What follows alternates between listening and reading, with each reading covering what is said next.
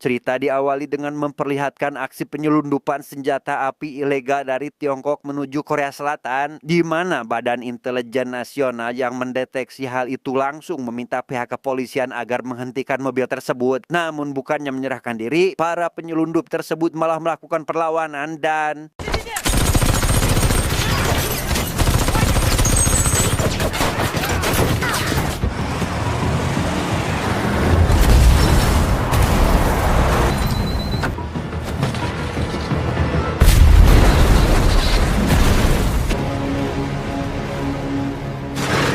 kesal dengan kejadian itu, pemerintah Tiongkok lantas mengeksekusi orang-orang yang diduga terlibat dalam masalah ini. Ia bahkan berencana akan menumbangkan seorang wanita untuk dijadikan intel, meski masih dalam tahap pelatihan.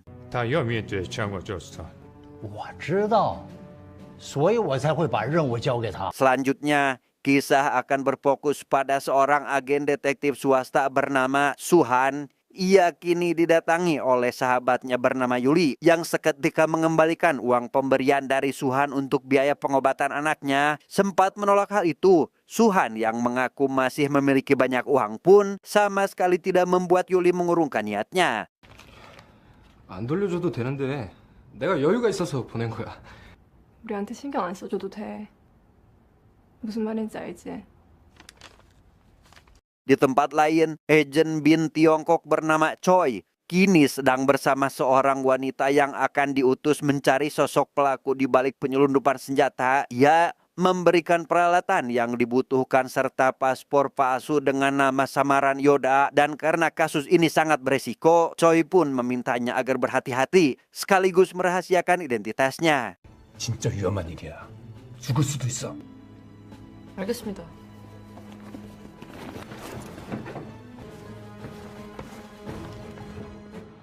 Kemudian, Choi juga menemui agen Korea bernama Ama. Ia meminta bantuan pria tersebut untuk membantu Yoda dalam menjalankan tugas. Namun hal konyol ketika terjadi tatkala mereka tersorot oleh kamera otomatis tepat saat melakukan adegan mesra, di mana hal itu membuat warga bersorak ria karena menganggap mereka saling menyukai satu sama lain.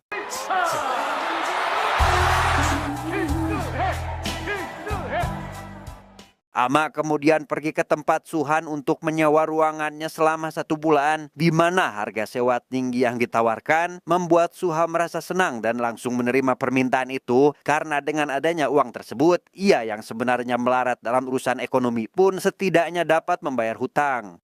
현금으로 찾아올 테니까 청소나 좀 해라. 벌어지게 만든다. 네, 깨끗하게 해놓겠습니다. Setelah kedua belah pihak sepakat, Ama yang hendak pulang untuk mengambil barang miliknya tak sengaja melihat seorang nenek membawa roda bayi tiba-tiba terjatuh. Ia segera menyelamatkan roda bayi tersebut yang hampir tertabrak oleh mobil, tetapi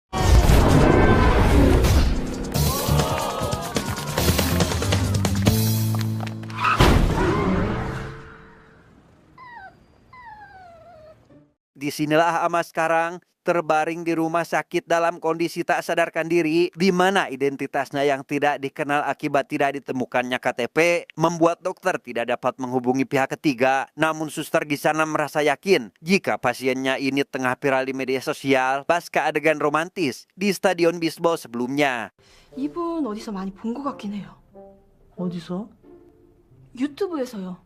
얼마 전에 야구장 키스타임에요. 유명해요. 그래서 신변 정리. Keesokan harinya, Yoda mendatangi alamat yang diberikan oleh agen Choi untuk menemui seseorang yang akan membantunya dalam tugas. Namun karena misi ini bersifat rahasia, ia pun tidak memperbolehkan bertanya terkait asal-usul rekannya itu, termasuk memberitahu kantor pusat jika mereka telah bekerja sama. Di sana Yoda segera masuk ke dalam ruangan dan mengira Suhan sebagai orang yang akan menjadi rekannya, di mana Suhan yang sempat ingin mengatakan jika dirinya bukanlah pria yang dicari, seketika mengurungkan niat saat melihat uang yang dia dapat, dan karena belum mengetahui pekerjaan yang dimaksud, ia pun meminta Yoda agar menjelaskan secara rinci mengenai apa yang akan mereka lakukan saat ini.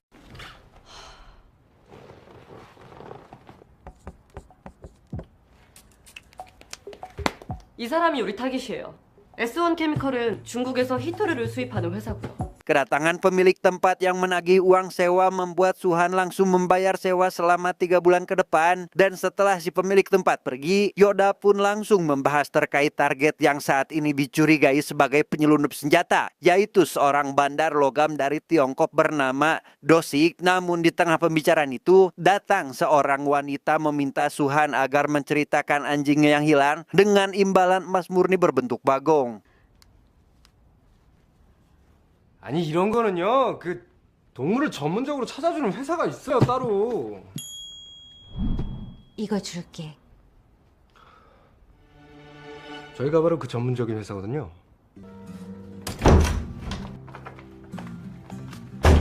Terkejut karena akan menangani kasus besar, Suhan lekas menyarankannya agar melaporkan masalah ini ke kantor polisi, di mana Yoda menolak saran tersebut karena sebelum melapor harus memiliki bukti terlebih dahulu.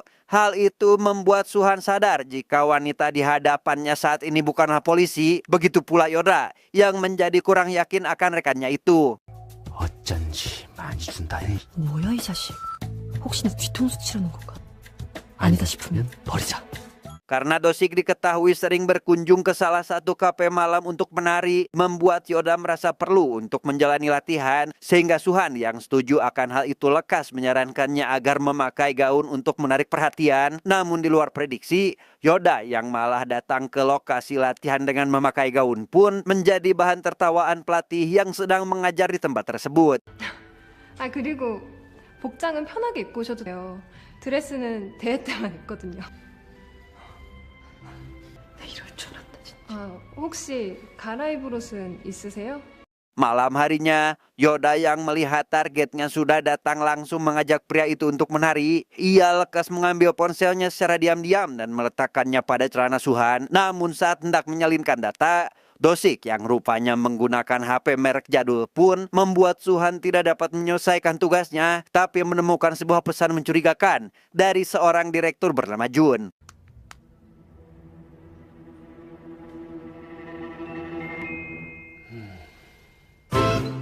Karena tidak mendapatkan apa-apa, Suhan yang berniat mengembalikan ponsel tersebut cukup kesulitan akibat Dosik yang terlalu excited dalam menari. Ya, terpaksa menyenggolnya hingga terjatuh tepat saat ponsel berdering, di mana Dosik yang segera keluar untuk menerima panggilan telepon, seketika disuntik cairan berbahaya oleh pria misterius sehingga...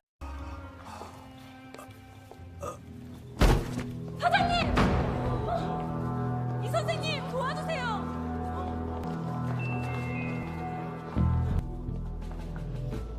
이미 죽었어요. 피해야 돼요. Alhasil, Suhan dan Yoda pun digiring ke kantor polisi untuk dimintai keterangan. Namun karena tidak adanya bukti jika mereka telah bersalah, polisi di sana pun lantas kembali membebaskannya. Tapi meski begitu, kepala polisi yang merasa curiga meminta anak buahnya agar tetap mengawasi mereka. 두 사람 신원조회 좀 더 해봐. 예? 왜요? 뭔가 있어. 느낌이 와.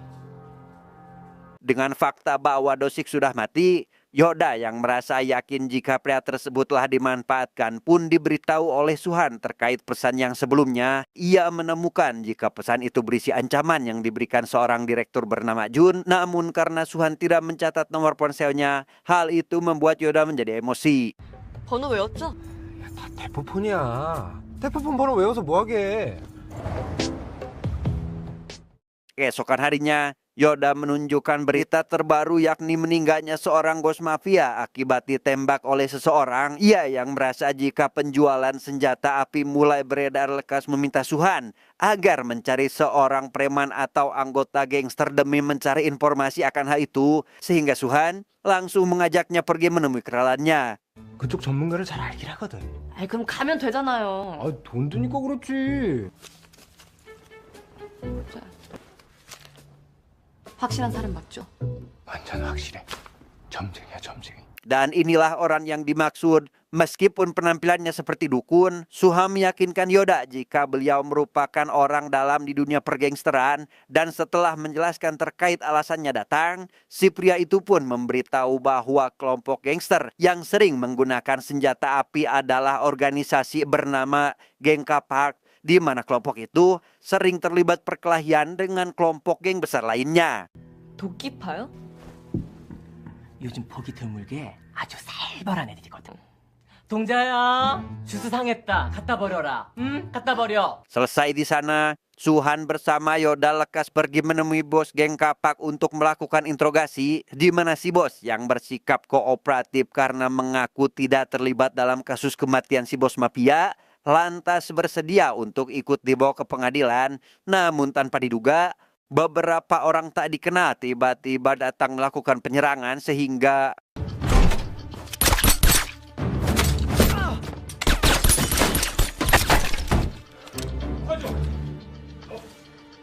dengan adanya ponsel milik si ketua geng kapak, Suhan segera membawa ponsel tersebut kepada temannya yang merupakan peretas, dan setelah kunci sandi berhasil dibuka, di dalamnya terdapat sebuah file berisi alamat seseorang yang diduga ada kaitannya dengan jual beli senjata api, sehingga tanpa membuang waktu, Yoda pun lekas mengajak Suhan untuk pergi ke sana saat itu juga. 지금 간다고? 당연하죠. 좀 빨리 좀 가봐요. Setibanya di lokasi, Yoda yang kebelet buang hajat terpaksa membobol kediaman orang tersebut untuk meminjam toilet, dan sesaat setelah selesai, ia seketika dibuat terkejut tatkala menyadari ada seonggoh mayat di dalam bak mandi, di mana pria itu tiada lain adalah pemilik rumah yang sedang mereka cari saat ini. 막혔나? 자살로 위장했어요. 저항훈이 없는 걸로 봐선. Saat menyusuri ruangan, si jasad tersebut rupanya adalah seorang maklar senjata yang memang terlibat dalam kasus penyelundupan, di mana Suhan yang kembali menemukan pesan dari Direktur Jun membuatnya teringat akan pesan yang didapat oleh Dosik sebelumnya, sehingga mereka langsung menyimpulkan jika orang di balik kasus ini adalah Jun. Dan karena si pria diundang ke suatu hotel, Suhan bersama Yoda berencana akan hadir di sana. 무슨 셀러브레이션이라고? 해외 입양아들을 초대한대요. 내일 거기 가자고? 당연하죠. Di tempat lain, pihak kepolisian yang melakukan olah TKP di markas geng kapak menemukan jika Suhan bersama Yoda sebelumnya telah datang ke sana, di mana gerak-geriknya yang mencurigakan membuat badan intelijen langsung mengadakan rapat dan menyimpulkan jika Tiongkok telah mengirim agen pemula yaitu Yoda untuk menangani kasus secara rahasia. Sedangkan untuk identitas Suhan, tidak ada satupun dari mereka yang mengetahuinya. 누군지 모르는데요. 우리 요원 아니냐? Di sela kesibukan menangani kasus, Suhan menyempatkan diri menemui anak Yuli di area rumah sakit. Ia yang merupakan sahabat dekat dari suami Yuli yang sudah lama meninggal membuatnya merasa perlu untuk sering berkunjung. Namun di tengah keasikan mereka, Yuli seketika datang memintanya agar tidak perlu lagi menemui mereka dengan alasan takut jika anaknya akan merasa sakit hati apabila mengetahui Suhan telah meninggalkan ayahnya saat sedang sekarat.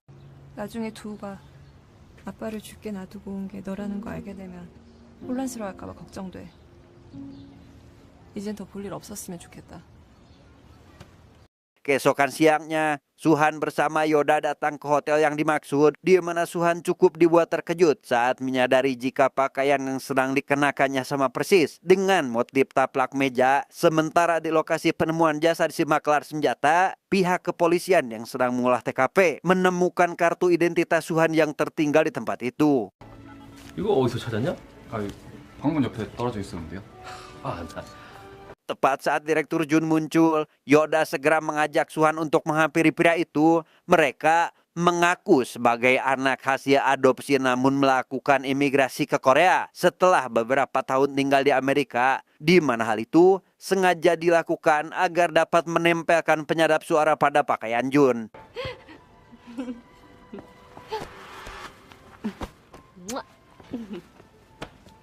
Tak berselang lama, Jun dihampiri anak buahnya yang memberitahu jika geng kapak telah datang bermaksud ingin menemuinya, di mana seorang tangan kanan geng kapak bernama Aceng yang menganggap bosnya telah dihabisi oleh kelompok Jun lantas berniat membalaskan dendam atas kematiannya, tetapi 다 찍어버려.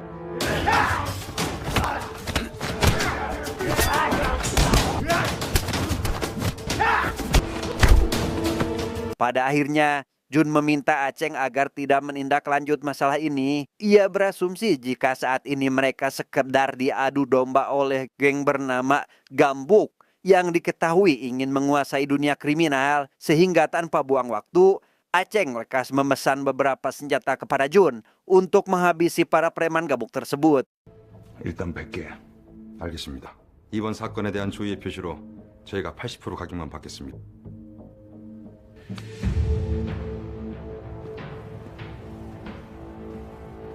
모조리 같은 것들. Setelah Aceng bersama anak buahnya pergi, Jun diberitahu jika pria yang berusaha menghalangi saat hendak menghabisi ketua geng kapak saat ini berada di tempat mereka, sehingga dapat disimpulkan jika selama ini Junlah sosok pelaku sebenarnya, di mana Yoda yang mendengar perbincangan itu pun segera mengajak Suhan untuk melarikan diri, tetapi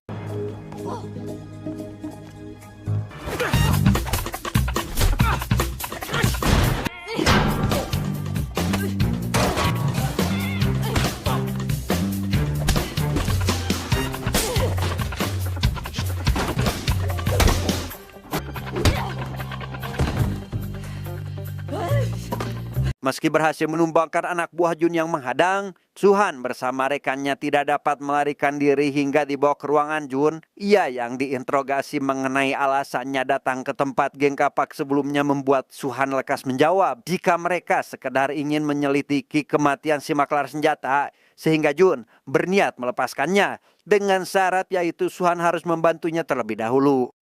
가봐도 될까요? 감사합니다. 그런데 한 가지 부탁만 들어주셨으면 하는데 그러면 두 분 다 풀어드릴게요. Suhan yang menerima permintaan Jun kini dibawa ke kantor polisi dan diminta agar menghabisi 2 orang polisi yang salah satunya adalah Yuli. Ia yang tentu tidak dapat melakukan hal itu lantas memilih untuk menghabisi anak buah Jun dan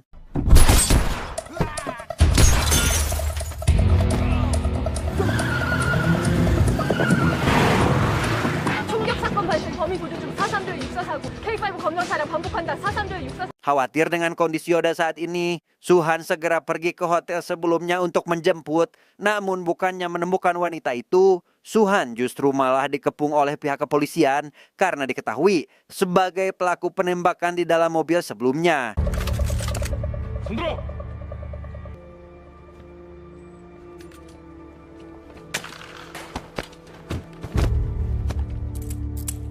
Saat sedang diinterogasi, Suhan mengaku jika dirinya sedang menyelidiki kasus perdagangan senjata api ilegal di mana rekannya selaku agen BIN kini disandra oleh Jun yang diketahui sebagai dalang di balik kasus tersebut. Namun karena si polisi tidak percaya dengan perkataannya, Suhan yang diminta agar menghubungi rekannya itu pun malah mendapat jawaban di mana Yoda saat ini baik-baik saja sambil memberikan kode berupa nama makanan yang secara tidak langsung menunjukkan terkait lokasi keberadaannya saat ini. 만나서 해장국만 몇 번 먹었는지 알아요? 6번이에요, 6번. 전 국수 좋아한다고 그렇게 말했는데 매번 무시했잖아요. 야, 뭔 소리야? 너 됐어요. 끊어요. 그리고 이제 Di waktu yang sama, 2 agen BIN Korea seketika masuk ruang interogasi di mana salah satu dari mereka yang mengenal Suhan seketika berterima kasih atas operasi penyelamatan terhadap dirinya saat menjadi sandra para teroris di Thailand. Entah siapa Suhan ini, si agen juga memberitahu terkait Yoda yang sebenarnya hanya agen keamanan biasa dari Tiongkok yang diutus ke Korea sekedar untuk dikorbankan. 이 여자 아는 사람입니까? 네, 유다희. 저희 요원은 아닙니다. 그럼 기무사? 중국 MSS 요원입니다. 중국 국가안전부. Mendengar hal itu, Suhan yang tidak ingin Yoda celaka lantas menyandra salah satu anggota polisi. Ia bahkan meminta kunci mobil milik ketua polisi di sana untuk dipinjam sebentar dan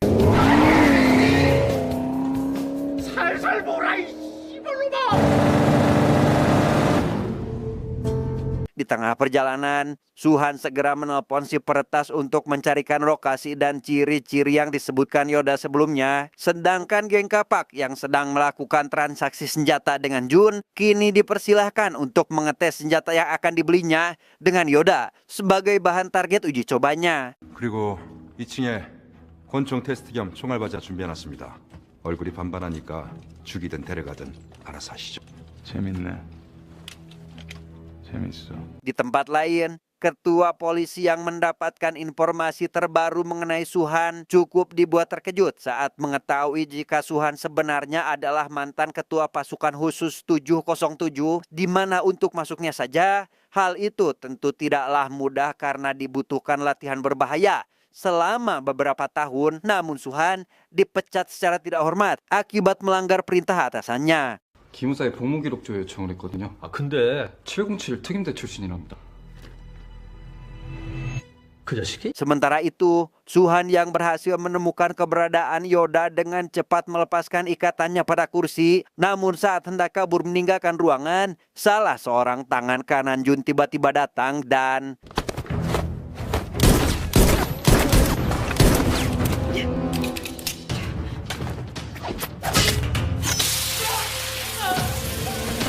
tidak terima akan kekalahan sebelumnya. Tangan kanan Jun kembali datang menghadang Suhan untuk melakukan duel sehingga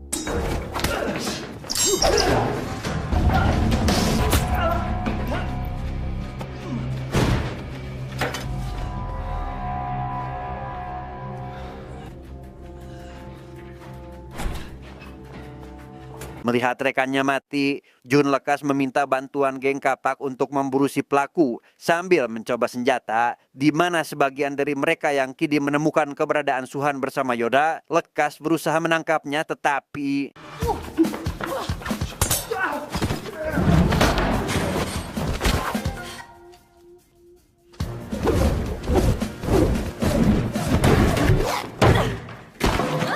selesai dengan dua pria itu, Suhan bersama Yoda kini harus menghadapi para kroco. Mereka bisa dengan mudah menumbangkan satu persatu dari kelompok itu hingga pada akhirnya harus berhadapan dengan si bos kapak serta tangan kanan Jun yang lain dan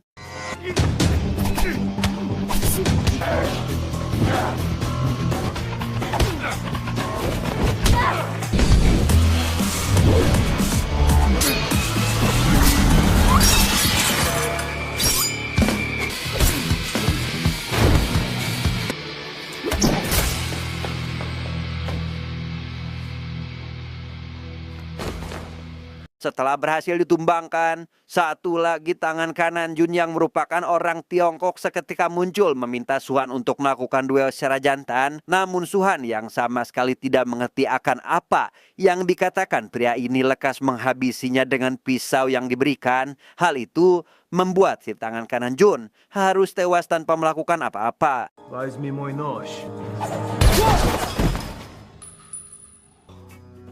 이상한 놈이야. 대결은 무슨 대결이야? Singkat cerita, Direktur Jun kini berhasil ditangkap dan dipenjarakan dengan anggota geng kapak, di mana Suhan yang melakukan operasi ilegal juga ikut mendapat hukuman atas perbuatannya, namun masih bisa dibebaskan dengan satu syarat, yaitu bersedia menjadi seorang agen BIN resmi. 저희 쪽 블랙 요원이 되는 거예요. 지금 나보고 국정원 요원하라고요? Sempat menolak, Suhan akhirnya cenghar setelah melihat uang yang ditawarkan. Ia langsung menerima tawaran tersebut, di mana sebagian uang yang didapatkannya langsung diberikan kepada Yuli untuk biaya operasi anaknya yang menderita kanker. Dan karena sebelumnya sempat terjalin kerjasama antara BIN Korea dengan agen dari Tiongkok, membuat Suhan dengan Yoda pada akhirnya bertemu kembali.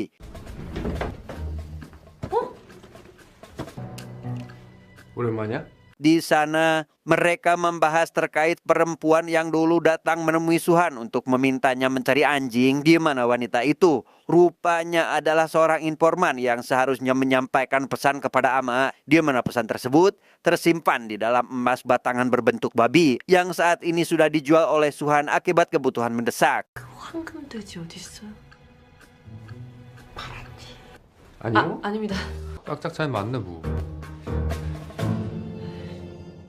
Di tempat lain, kondisi Ama yang kini sudah mulai membaik terlihat masih kaku yang membuatnya harus mendapatkan terapi. Namun tak lama, si wanita berbadan besar seketika datang mengaku sebagai istri Ama dan ingin membawanya kembali pulang. Yang hal itu tentu saja belum diperbolehkan oleh pihak rumah sakit, sehingga Ama yang merasa jengkel memutuskan untuk pergi seorang diri, tetapi... 여보! 여보 어디가? Tamat, ending yang sangat membagongkan.